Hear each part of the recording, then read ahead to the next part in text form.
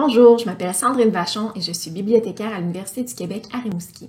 Dans cette formation, je vais vous apprendre à utiliser le logiciel de gestion bibliographique EndNote. EndNote, c'est un logiciel qui vous permet de créer des bibliographies ou des listes de références dans vos travaux universitaires. Donc, si vous consultez un livre ou un article qui vous semble particulièrement intéressant, vous allez pouvoir en transférer la référence dans votre bibliothèque EndNote. Ensuite, quand vous allez rédiger votre travail, vous allez pouvoir insérer cette référence-là dans le texte, selon le style bibliographique que vous allez avoir préalablement choisi. EndNote, c'est un outil conçu pour vous faciliter la vie, mais il faut d'abord en maîtriser le fonctionnement. La présente formation est pour les nouveaux utilisateurs ou les nouvelles utilisatrices d'EndNote ou pour ceux et celles qui aimeraient avoir une révision détaillée de son fonctionnement. Je vais faire la formation sur Windows, donc il se peut qu'il y ait de légères différences si vous avez un Mac. Pendant la formation, n'hésitez pas à mettre la vidéo sur pause pour tester ce que je viens tout juste de vous montrer. Ça va vous aider à maîtriser plus rapidement le fonctionnement du logiciel. La première chose à faire, c'est de télécharger EndNote. L'UQAR offre le logiciel gratuitement à sa communauté universitaire. Si vous n'êtes pas directement sur un des campus de l'UQAR au moment du téléchargement, vous devez d'abord vous identifier à distance. Pour ce faire, allez sur le site web de la bibliothèque, soit biblio.uqar.ca. En haut à droite, cliquez sur « Se connecter », puis sur « Accès à distance ». Votre nom d'utilisateur est votre identifiant Moodle suivi de a@uqar.ca et votre mot de passe est le même que celui de votre compte Moodle. Une fois que vous êtes identifié, vous allez tomber sur la page qui présente la liste des bases de données disponibles à l'université. Pour revenir sur la page d'accueil de la bibliothèque, cliquez sur « UQAR Service de la bibliothèque » en haut de la page. Ensuite, cliquez sur l'onglet « Services » et cliquez sur EndNote dans la section des logiciels de gestion bibliographique. Cela vous amènera au guide qui a été fait sur EndNote. Vous pouvez télécharger la plus récente version d'EndNote pour Windows ou pour Mac. Avant d'installer EndNote, assurez-vous que tous les logiciels de votre suite bureautique sont fermés, comme Word, Outlook, OpenOffice, etc. Si vous aviez déjà une version précédente d'EndNote sur votre ordinateur, faites d'abord une copie de sauvegarde de vos bibliothèques et désinstallez votre ancienne version d'EndNote avant d'installer la version la plus récente. La première fois que vous allez ouvrir EndNote, vous allez voir apparaître un petit encadré qui vous propose deux options, soit d'ouvrir une bibliothèque existante ou de créer une nouvelle bibliothèque. Donc, vous choisissez « Create a new library ». On vous propose le nom « My EndNote Library » par défaut, mais vous pouvez le modifier, puis vous cliquez sur « Enregistrer ».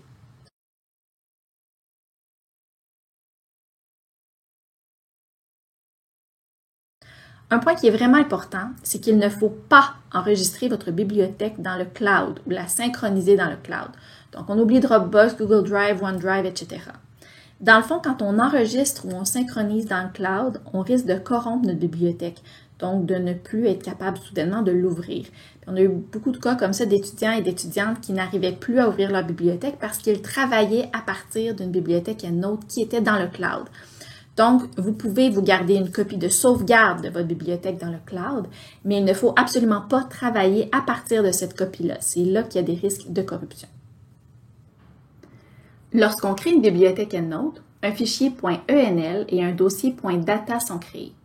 Le fichier .enl vous permet d'ouvrir votre bibliothèque et le dossier .data contient les données de votre bibliothèque. Les deux sont très importants et doivent être conservés. Vous pouvez avoir plusieurs bibliothèques EndNote, mais pour commencer, je vous conseille d'en avoir une tout simplement. On va maintenant regarder l'interface. Lorsque vous n'avez pas encore transféré de référence, peu de choses sont visibles dans votre bibliothèque EndNote. À gauche, il y a la colonne des groupes. Au départ, on va seulement utiliser les groupes préexistants, mais vous allez voir que plus vous allez ajouter de références, plus ça va devenir pertinent de créer des groupes pour bien les classer. Au centre, il y a la fenêtre d'affichage des références, là où les références seront affichées de façon sommaire. Ici, on peut voir la barre d'outils qui nous permet d'effectuer certaines opérations dans la bibliothèque. À droite, en ce moment, il n'y a rien, mais lorsqu'une référence sera ajoutée dans la bibliothèque, c'est à cet endroit qu'il sera possible d'éditer la référence, d'y ajouter un PDF ou de modifier notre style bibliographique. Pour pouvoir le faire, nous allons tout de suite transférer une première référence à partir de l'outil de recherche Sophia. On accède à Sophia à partir du site web de la bibliothèque. Dans la boîte de recherche, je vais inscrire des mots-clés pour lancer ma recherche. Pour la formation d'aujourd'hui, je vais faire une recherche sur l'anxiété chez les enfants. Donc, je vais chercher avec anxiété and enfant. À la fin du mot enfant, je vais ajouter un astérisque, ce qu'on appelle aussi une troncature, parce que ça me permet de repérer le début du mot et toutes ses déclinaisons possibles. Donc enfant au singulier, enfant au pluriel et même enfance. Donc je lance la recherche. Et lorsque je vois un article ou un livre qui m'intéresse, par exemple si je trouve cet article sur l'anxiété en milieu scolaire pertinent, je vais cliquer juste en haut du titre sur l'onglet Citer. Et ensuite, dans la fenêtre qui va apparaître, je vais cliquer sur Exporter vers EndNote. Il ne faut pas sélectionner un style de citation dans cet encadré, c'est plutôt dans votre bibliothèque EndNote que vous choisirez votre style bibliographique. En cliquant sur Exporter vers EndNote, le téléchargement est lancé. Vous pouvez ensuite cliquer sur le nom du fichier dans vos téléchargements pour l'ouvrir et votre référence va apparaître dans votre bibliothèque EndNote. En cliquant sur la référence pour la sélectionner, des informations apparaissent à droite. Ce qui apparaît en premier lieu, c'est le sommaire de la référence. Pour l'éditer, vous pouvez cliquer sur « Edit ». Vous pouvez ainsi vous assurer que les informations composant votre référence ont bien été transférées. En cliquant à nouveau sur « Summary », vous pouvez également accéder à la barre de style bibliographique. Si elle n'apparaît pas au milieu de votre fenêtre, il est possible qu'elle soit tout en bas. Pour l'agrandir, cliquez sur la flèche en bas à droite. Vous pouvez voir le style bibliographique qui est sélectionné par défaut, ainsi que votre référence telle qu'elle apparaîtra dans votre texte si vous conservez ce style. Pour changer le style qui a été préalablement sélectionné, vous pouvez cliquer sur la petite flèche à côté du nom du style. Une fenêtre apparaît avec les principaux styles présélectionnés. Si celui qu'il vous faut n'est pas dans la liste, cliquez sur « Select Another Style ». Une fenêtre va apparaître comprenant plus d'une centaine d'autres styles. Choisissez celui qui vous intéresse, puis cliquez sur « Choose ». Moi, je vais sélectionner le style APA 7e UQAR, qui est fréquemment utilisé à l'université. J'aurais pu aussi sélectionner le style APA Provo. On peut voir que la référence a été modifiée selon votre nouveau style bibliographique et les références que vous allez insérer dans votre travail universitaire vont aussi respecter ce style. Il est possible de changer le style bibliographique en tout temps, que ce soit avant ou pendant la rédaction. Juste avant d'aller voir comment télécharger des références, on va regarder ensemble comment sauvegarder une copie de votre bibliothèque. Parce qu'idéalement, vous vous en doutez, je vais vous conseiller de faire des copies de sauvegarde. Donc, pour sauvegarder votre bibliothèque, vous allez dans File et vous cliquez sur Save a Copy. Ça va sauvegarder une copie de votre fichier .enl et de votre dossier .data. Il se peut aussi parfois qu'un ou une professeure vous demande de lui envoyer votre bibliothèque par courriel. Dans ce cas-là, cliquez sur File, puis sur Compress Library. Choisissez Create an Email et décidez si vous voulez envoyer les fichiers PDF attachés à vos références ou pas. Cliquez ensuite sur Next. Cela va enregistrer une copie compressée de votre bibliothèque et vous pourrez ensuite l'envoyer par courriel. Maintenant, on va voir comment ajouter des références à votre bibliothèque. Il y a 3 façons de le faire. La première façon, c'est à partir d'un catalogue de bibliothèques ou d'un outil de recherche comme Sophia, qu'on utilise à l'UQAR. La deuxième façon, c'est à partir des bases de données. Et la troisième, c'est de créer vous-même manuellement vos références. On fait ça notamment pour les sites web. On a déjà vu tout à l'heure comment transférer une référence à partir de l'outil de recherche Sophia. Mais il est aussi possible de transférer plusieurs références à la fois à partir de Sophia. Pour vous montrer comment faire, je vais relancer ma recherche. Lorsqu'une référence vous intéresse, vous pouvez cliquer sur « Enregistrer », là où il y a une petite étoile. Vous pouvez enregistrer comme ça plusieurs références. Lorsque vous avez terminé votre choix, vous pouvez revenir en haut de la liste et cliquer sur « Notice enregistrée ». La liste de notices que vous avez sauvegardées va apparaître. Et à partir de là, vous allez pouvoir cliquer sur « Citer », exporter vers EndNote. Et toutes vos références enregistrées vont être transférées en même temps vers votre bibliothèque EndNote. La deuxième façon d'ajouter des références dans votre bibliothèque EndNote, c'est de les transférer à partir d'une base de données. Si vous ne connaissez pas encore les bases de données dans votre domaine, la façon la plus simple d'y accéder, c'est d'aller dans votre guide disciplinaire. Sur le site web de la bibliothèque, vous pouvez cliquer sur « Guide par discipline ». Vous allez voir un choix de guide disciplinaire apparaître et vous pouvez choisir le vôtre. Moi, je vais aller dans le guide en travail social, mais sachez que les guides sont faits à peu près tous de la même façon. Donc, la liste des bases de données se retrouve sous l'onglet « Articles ». Une fois que je suis sur cette page-là, je vais pouvoir descendre un peu et consulter, par exemple, la liste des bases de données indispensables dans ma discipline. Je vais aller cliquer sur Érudit pour la démonstration. C'est une base de données québécoise qu'on utilise très souvent. Une fois dans Érudit, je vais faire la même recherche que tantôt, donc sur l'anxiété chez les enfants.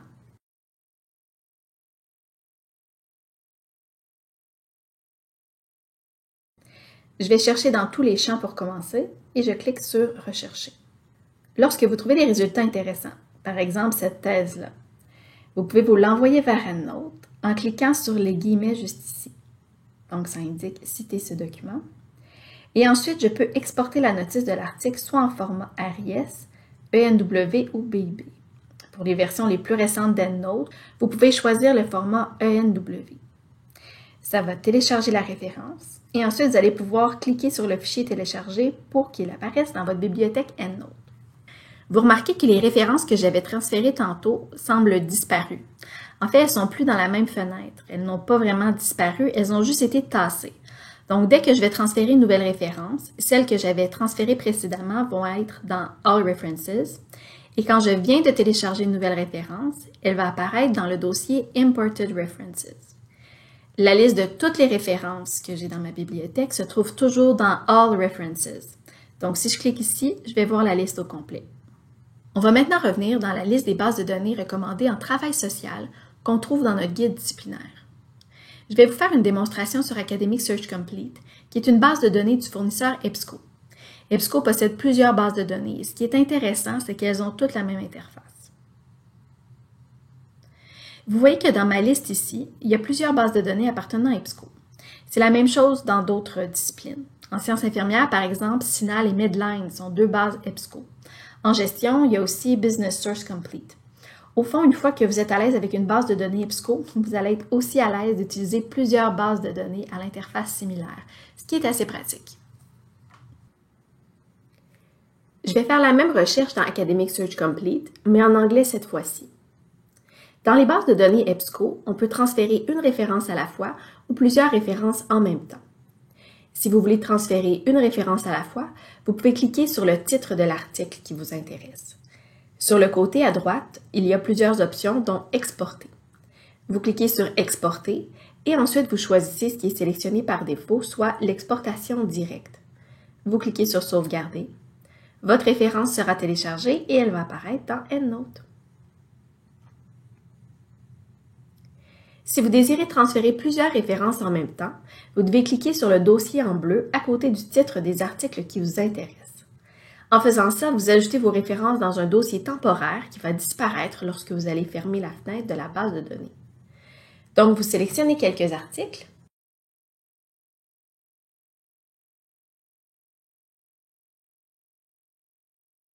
Et lorsque le dossier devient jaune, c'est que la référence a bel et bien été ajoutée à votre dossier.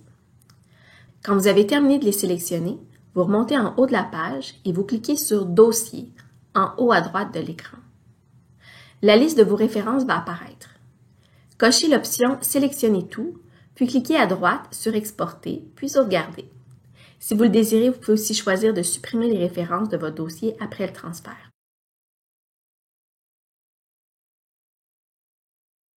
Et voilà, vos références sont toutes transférées dans votre bibliothèque EndNote. Je vais maintenant vous montrer l'exportation à partir d'une troisième base de données, Scopus, qui est une base de données multidisciplinaire. Je vais inscrire mes mots-clés dans la boîte de recherche.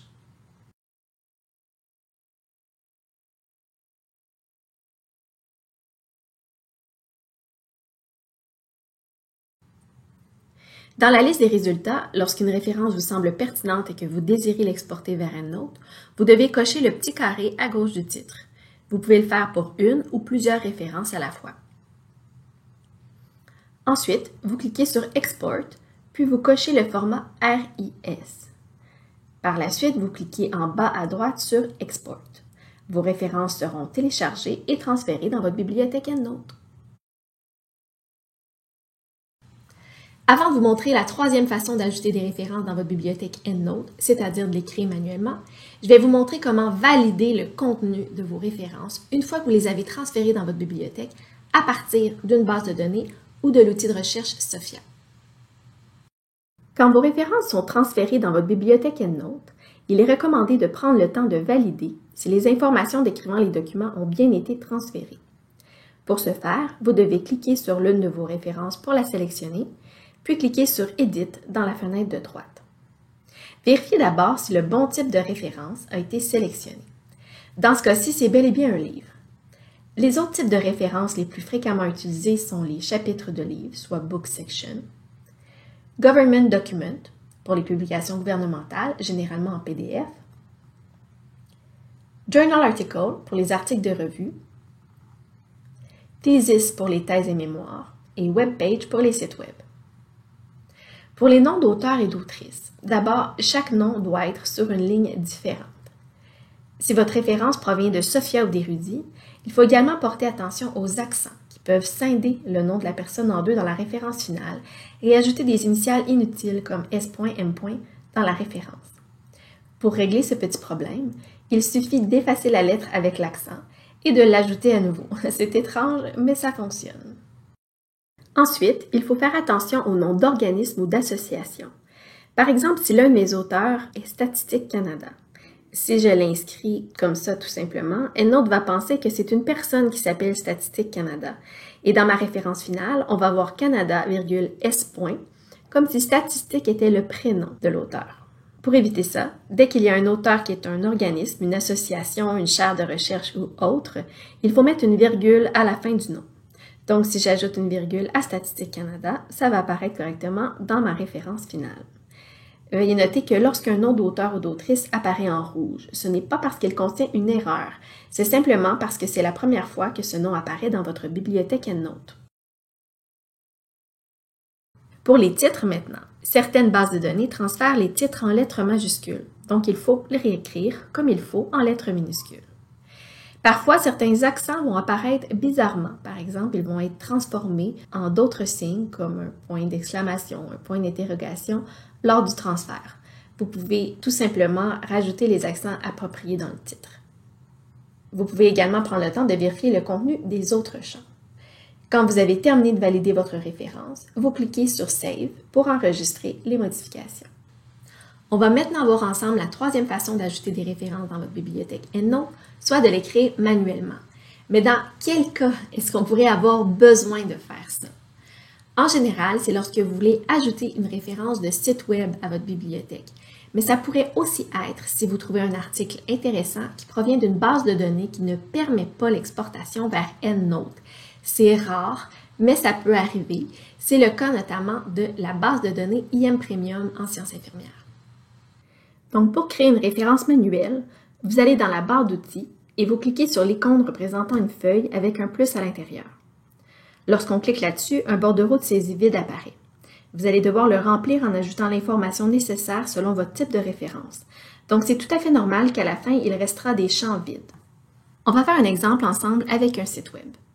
Si je fais la même recherche que tantôt sur l'anxiété chez les enfants et que je veux utiliser dans un travail ce site web créé par le gouvernement du Québec, je vais d'abord aller dans EndNote et je vais choisir mon type de référence. Dans ce cas-ci, comme il s'agit d'un site web, je vais choisir Web Page. Ensuite, je vais pouvoir remplir les autres champs. Si j'utilise le style APA 7e UQAR, qui est la version francisée du style de l'APA, je vais devoir remplir 4 champs, le nom de l'auteur ou de l'autrice, la date de publication, le titre et l'URL. Pour ce qui est de l'auteur ou de l'autrice, parfois ça peut être une personne dont je verrai le nom sur l'article. Dans ce cas-ci, c'est un auteur collectif, soit le gouvernement du Québec.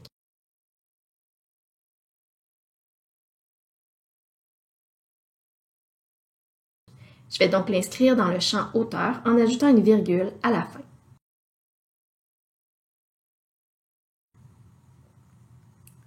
Pour ce qui est de la date, dans ce cas-ci, je la trouve à la fin de l'article. Dans l'APA, je dois l'inscrire de manière inversée, donc l'année d'abord suivie du reste de la date, 2019,28 octobre.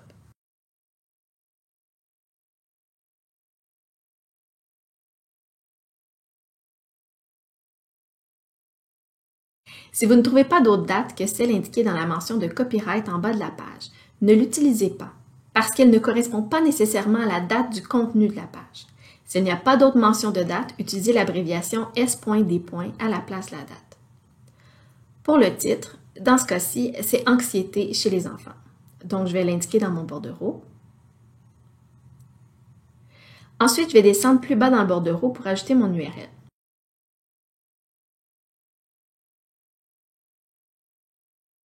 Je vais revenir sur mon site web, je vais copier mon URL et la coller dans mon bordereau.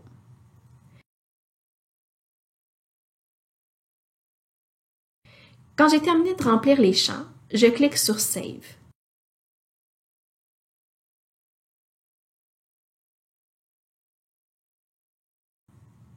Une fois que c'est fait, on peut vérifier si la référence semble complète en vérifiant de quoi elle aura l'air dans notre travail. L'une des options intéressantes d'EndNote, c'est la possibilité de lier un fichier PDF à une référence. Donc, si vous faites une recherche dans une base de données et que vous tombez sur un article intéressant avec un PDF en texte intégral, vous allez pouvoir le télécharger et l'ajouter à votre référence dans votre bibliothèque EndNote. Ensuite, peu importe l'endroit où vous allez être, donc si vous travaillez par exemple dans un endroit où il n'y a pas de connexion Internet, vous allez quand même pouvoir accéder très facilement au texte intégral de votre article à partir de votre bibliothèque EndNote. Il y a deux façons de le faire, soit manuellement, soit de manière automatique.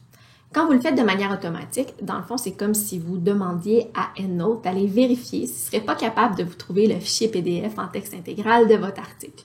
Et ça fonctionne uniquement si votre article a un DOI. Un DOI, dans le fond, c'est un numéro unique qui permet d'identifier un article en ligne.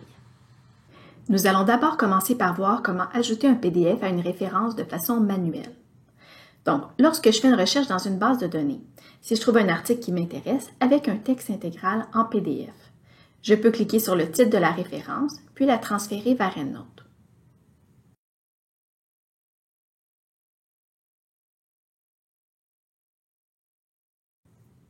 Ensuite, une fois que ma référence est dans ma bibliothèque EndNote, je vais aller télécharger le PDF qui l'accompagne. Donc, je clique sur le PDF et ensuite je clique sur l'onglet pour le télécharger. Mon PDF est maintenant dans mes téléchargements. Ensuite, je reviens dans ma bibliothèque EndNote. En sélectionnant ma référence, je vois à droite, dans l'onglet sommaire, une icône où il est indiqué « Attache file ».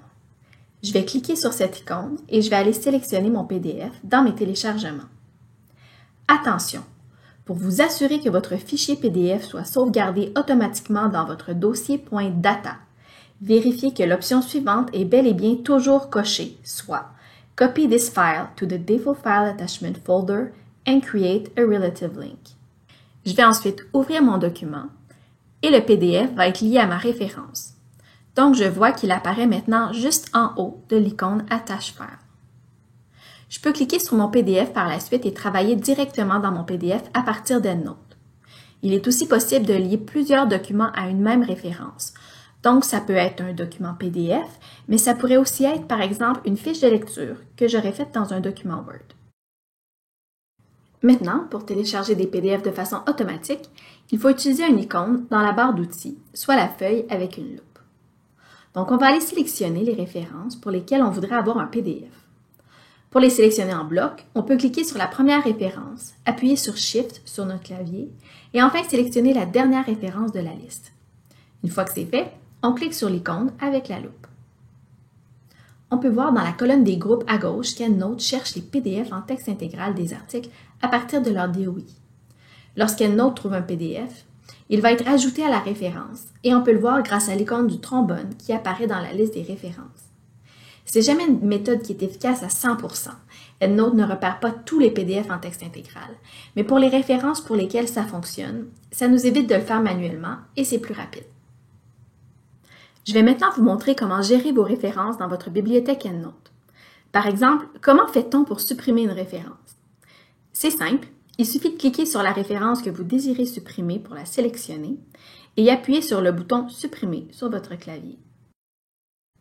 Vous pouvez aussi faire un clic droit et choisir « Cut » dans le menu déroulant. Voyons maintenant comment supprimer des doublons. Il arrive parfois qu'on transfère une référence plus d'une fois dans une bibliothèque EndNote. Pour supprimer les doublons, il faut d'abord cliquer sur « All References ». Ensuite, cliquez sur « Library » puis « Find Duplicates ». Si EndNote détecte des références identiques, une fenêtre s'ouvrira afin de vous permettre de comparer les références et de confirmer qu'il s'agit vraiment de doublons. Identifiez la référence à conserver en cliquant sur « Keep this record ». L'autre référence sera placée automatiquement dans la corbeille. Si vous voyez de faux doublons, donc deux références qui se ressemblent énormément sans être identiques, vous pouvez cliquer sur Skip. On va maintenant s'attarder à la création des groupes. Au début, quand vous allez commencer à constituer votre bibliothèque EndNote, vous allez avoir peu de références et donc ça va être facile de retrouver ce que vous cherchez dans votre bibliothèque. Mais plus vous allez ajouter des références dans votre bibliothèque, plus ça va devenir nécessaire de les classer. La colonne des groupes est à gauche. En haut de la colonne, on a les groupes permanents et un peu plus bas, on peut créer nos propres groupes personnalisés. Donc pour créer un groupe simple, il faut positionner notre curseur dans la colonne des groupes, faire un clic droit et choisir Create Group. Ensuite, on nomme notre groupe. Pour le classement, vous avez le champ libre. Donc, vous pouvez classer vos références par sujet, par travail universitaire, par cours, etc. Choisissez le classement qui vous semble le plus logique pour vos besoins. Moi, dans ce cas-ci, comme j'ai beaucoup de documents qui portent sur les enfants, je vais créer un groupe sur ce sujet-là. Pour transférer une référence dans un groupe simple, il suffit de cliquer sur la référence et de la glisser dans le groupe. Vous pouvez aussi faire un clic droit sur la référence, choisir Add Reference to et ensuite cliquer sur le nom du groupe dans lequel vous voulez transférer la référence. Notez bien que lorsque vous ajoutez une référence à un groupe simple, votre référence va continuer d'être visible dans le groupe permanent All References. Vous pouvez aussi créer une hiérarchie avec vos groupes simples. Donc, vous pouvez avoir un grand titre avec des groupes en dessous. Pour faire ça, vous vous positionnez dans la colonne des groupes et vous faites un clic droit. Mais au lieu de choisir Create Group, vous cliquez sur Create Group Set. Je vais faire un grand titre au nom d'un cours et ensuite je vais créer en dessous un groupe simple au nom d'un travail universitaire à faire dans ce cours. Un autre type de groupe qu'on peut créer s'appelle les groupes intelligents. Un groupe intelligent, qu'est-ce que c'est? C'est un groupe que vous allez paramétrer vous-même. Donc, vous allez dire à EndNote, je veux que toutes les références contenant tel ou tel mot dans le titre ou dans les mots-clés soient transférées automatiquement dans un groupe intelligent. Je vais vous montrer un exemple. Je me positionne dans la colonne des groupes, je fais un clic droit et je vais choisir Create Smart Group. Il y a une fenêtre qui apparaît et c'est là que je vais déterminer les paramètres de mon groupe intelligent.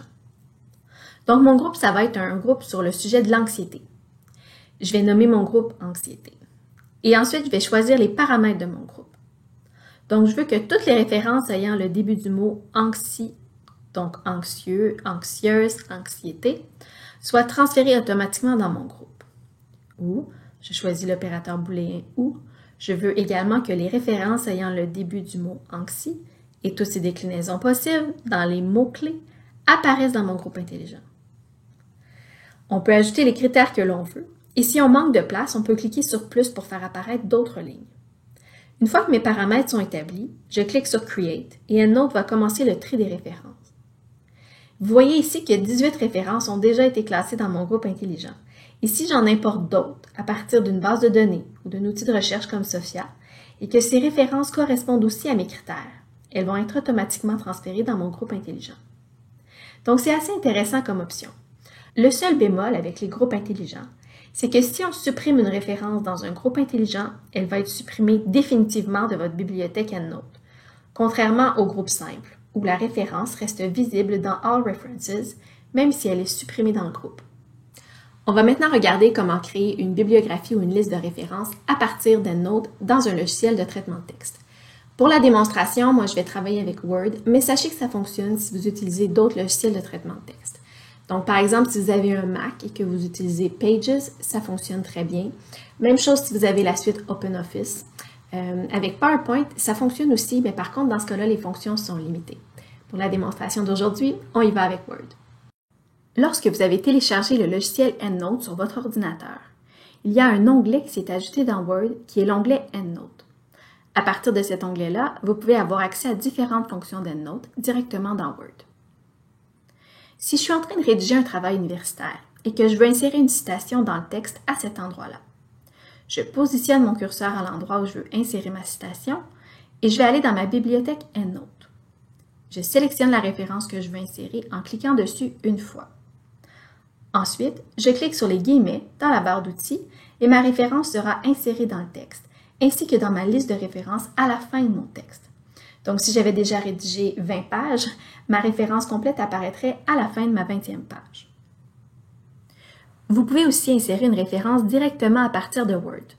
Donc, dans votre bibliothèque EndNote, vous choisissez la référence que vous voulez insérer. Et ensuite, vous allez dans Word, dans l'onglet EndNote qui est dans Word. Vous cliquez sur l'icône Insert Citation et vous choisissez Insert Selected Citation. Et voilà, votre référence est insérée dans le texte. Vous remarquerez que lorsqu'on ajoute une référence dans notre travail, elle va se positionner au bon endroit dans notre liste de références selon l'ordre alphabétique et ça se fait automatiquement. Si un peu plus tard vous modifiez votre texte et que vous décidez de supprimer une référence dans le texte, elle sera aussi supprimée de la liste de références à la fin. Si vous avez une citation exacte, donc si vous voulez insérer une citation que vous avez lue dans un texte, vous pouvez le faire en l'inscrivant entre guillemets. Cela dit, comme vous ajoutez une citation dont vous n'êtes pas l'auteur ou l'autrice, vous devez absolument indiquer la page où vous l'avez prise. Donc, pour ce faire, vous insérez votre référence comme à l'habitude. Donc, moi, je vais le faire avec les guillemets. Ensuite, vous sélectionnez votre référence et vous allez dans les options de l'onglet EndNote dans Word. Vous choisissez Edit and Manage Citation. Une fenêtre apparaît et vous voyez qu'à côté de Pages, vous avez un espace pour insérer le numéro de la page. Donc, je vais le faire, j'insère un numéro de page, je clique sur OK et le numéro de la page va apparaître dans ma citation. Parfois, quand vous allez insérer une citation dans le texte, la syntaxe de votre phrase va faire en sorte qu'idéalement, il ne faudrait pas que le nom d'auteur ou d'autrice ou même l'année apparaisse entre les parenthèses. Je vous donne un exemple. Si je veux insérer la référence d'un document rédigé par Julie Béliveau, et que ma phrase dit « blablabla selon Béliveau ». Donc, ma phrase se termine par le nom de l'autrice. Mais quand je vais insérer ma citation dans le texte, je ne vais pas vouloir que le nom de l'autrice apparaisse entre parenthèses. Ce n'est pas nécessaire parce que je viens de terminer ma phrase en nommant son nom. Donc, je vais insérer ma référence normalement, mais ensuite, je vais aller retirer le nom de l'autrice. Donc, je vais sélectionner ma référence, je vais faire un clic droit, je vais aller me positionner sur Edit Citation et je vais cliquer sur Exclude Author. Je pourrais aussi choisir Exclude Year si je voulais exclure l'année. Et si je voulais aussi avoir uniquement ma référence en bibliographie et non pas dans le texte, je pourrais choisir Show Only in Bibliography. Donc moi, ce que je vais faire, c'est Exclude Author. Et voilà, c'est fait. C'est uniquement l'année maintenant qui apparaît dans ma citation. Ce que je suis en train de vous montrer en ce moment, c'est vraiment comment faire une liste de références qui est liée à EndNote. Et quand je dis que la liste est vraiment liée à EndNote, c'est que les références ne peuvent pas être modifiées directement dans Word. Donc, je ne peux pas me placer dans une référence et modifier, effacer ou ajouter des mots. Parce que dès que je vais enregistrer mon document, ça va redevenir tel que c'était dans EndNote. Donc, quand on veut faire une modification dans notre liste de références, ce qu'il faut faire, c'est la modifier dans EndNote. Je vous montre un exemple. Si je me rends compte que pour cette référence-ci, l'année n'est pas la bonne, ça n'a pas été publié en 2008, mais en 2010, je ne peux pas modifier la date directement dans Word. Donc, je vais retourner dans ma bibliothèque EndNote, je vais sélectionner ma référence à modifier et je vais aller cliquer sur Edit dans la fenêtre de droite. Je vais modifier l'année pour 2010 et je vais sauvegarder mes modifications en cliquant sur Save. Je vois que l'année a été modifiée dans ma liste de références sommaire. Quand je reviens dans Word, l'année n'a pas encore été modifiée dans le texte. Donc, dans mon onglet EndNote dans Word, je vais aller faire une mise à jour en cliquant sur Update Citations and Bibliography. En faisant ça, ma modification est prise en compte et c'est l'année 2010 qui apparaît maintenant dans ma liste de références et aussi dans ma citation dans le texte. À la fin de votre travail, quand vous avez vraiment terminé de rédiger, vous pouvez décider de couper le lien avec EndNote. Et ça, je vous conseille de le faire vraiment uniquement si vous avez des modifications à faire dans votre liste de références que vous n'avez pas réussi à faire directement dans EndNote. Si ce n'est pas le cas, il n'est pas nécessaire de couper le lien avec EndNote. Si vous voulez couper le lien avec EndNote, sauvegardez toujours une copie de votre travail où le lien avec EndNote est conservé et créez une nouvelle copie de votre travail où le lien avec EndNote sera coupé. Parce qu'une fois que le lien avec EndNote est coupé, on ne peut pas revenir en arrière. Donc, c'est vraiment à la fin complètement que vous devez faire ça et uniquement si c'est nécessaire. Donc, je vous montre comment faire. Si je veux couper le lien avec EndNote une fois que mon travail est terminé, je vais sélectionner ma liste de références et je vais aller cliquer sur Convert Citations and Bibliography. Et je vais choisir Convert to Plain Text. Donc, ça coupe vraiment le lien avec EndNote. Une fois que je fais ça, on va me demander d'enregistrer mon document Et là, le lien est vraiment coupé avec EndNote. Donc, si je veux faire des petites modifications directement dans le texte, je vais pouvoir le faire. Je vais bientôt vous montrer comment faire un autre type de bibliographie à partir d'EndNote, c'est-à-dire une bibliographie indépendante. Mais avant, je veux juste vous montrer un autre cas de figure, soit les notes de votre page. Donc, comment faire quand vous désirez insérer une citation ou une référence dans votre texte, mais en note de bas de page.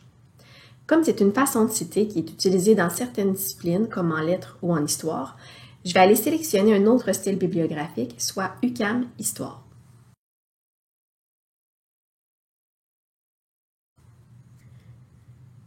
Une fois que j'ai fait ça, je reviens dans Word et je dois m'assurer qu'UQAM Histoire apparaît bien dans ma liste de styles. Je vais le sélectionner et je commence à rédiger un texte. Lorsque je veux insérer une note de bas de page dans Word, je vais venir cliquer sur mon onglet Références et ensuite sur Insérer une note de bas de page. Une fois que je suis dans ma note de bas de page, je peux aller dans ma bibliothèque EndNote, cliquer sur la référence que je veux insérer, cliquer sur les guillemets et l'insérer dans mon travail. Donc, j'ai ma note de bas de page et j'ai aussi ma référence qui va être dans ma bibliographie ou ma liste de références à la fin de mon texte.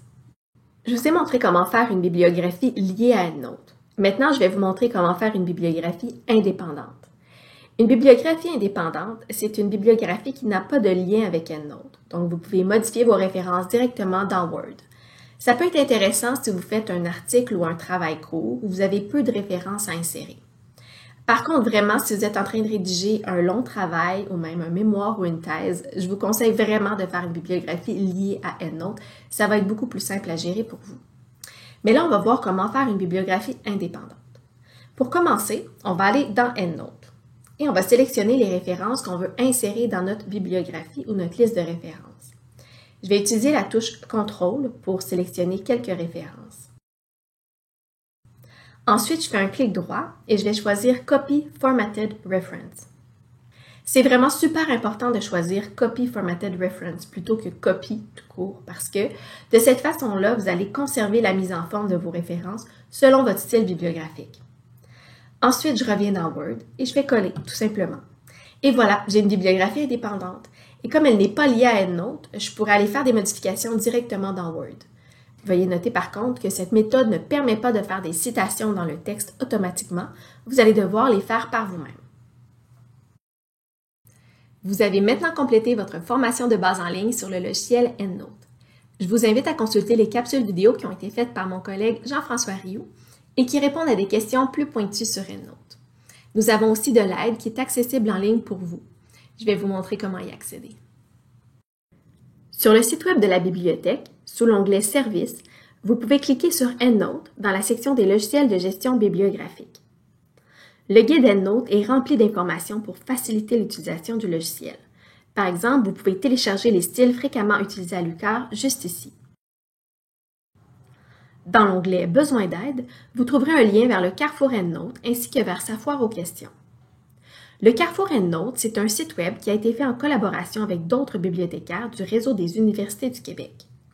Sur ce site web, si vous cliquez sur EndNote logiciel, vous pourrez consulter des explications sur toutes les étapes importantes pour l'utilisation d'EndNote, donc comment le télécharger, ouvrir une bibliothèque, ajouter des références, etc. Toutes les étapes sont vraiment bien détaillées pour vous aider. Si je reviens au guide sur EndNote, il y a aussi un lien menant vers le site web d'EndNote, un aide-mémoire qui présente les points les plus importants et un guide d'utilisation du style APA Provo qui peut aussi vous dépanner si vous utilisez ce style bibliographique. Et finalement, si vous avez des questions, n'hésitez pas à contacter votre bibliothécaire disciplinaire. Il nous fera plaisir de vous aider. Bonne recherche et bonne utilisation d'EndNote!